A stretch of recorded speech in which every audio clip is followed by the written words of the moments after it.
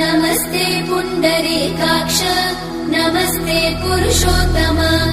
नमस्ते सर्वलोकात्मन् नमस्ते दिग्मचक्रिणे नमो ब्रह्मण्यदेवाय गोब्राह्मणहिताय च जगद्दिताय कृष्णाय गोविन्दाय नमो नमः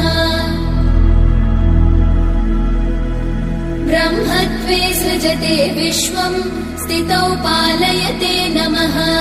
रुद्ररूपाय कल्पान्ते नमस्तुभ्यम् त्रिमूर्तये देवायक्षासुरा सिद्धा नागा गन्धर्व किन्नरा